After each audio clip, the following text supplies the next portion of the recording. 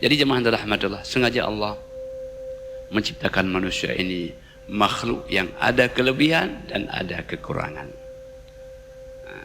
Tidak ada orang yang lebih tanpa kurang, dan tidak ada orang yang kurang tanpa lebih. Kenapa Allah menciptakan kita lebih? Agar kita bisa share kepada yang kurang. Kenapa kita bisa kurang? Karena kita agar merasa bahwa kita butuh kepada orang lain. Ada saatnya kita membutuhkan orang, ada saatnya orang membutuhkan kita. Maka hidup ini adalah saling ketergantungan, saling butuh dan membutuhkan. Tidak ada orang yang tidak butuh kepada orang lain.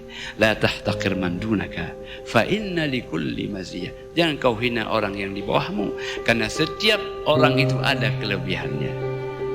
Orang yang bawa sampah ada kelebihannya, orang yang panjat kelapa ada kelebihannya, orang yang di laut ada kelebihannya. Semua orang ada kelebihan masing-masing, dan setiap kelebihan mari kita share kepada orang lain. Setiap kekurangan marilah kita menerima yang menjadi kelebihan orang lain.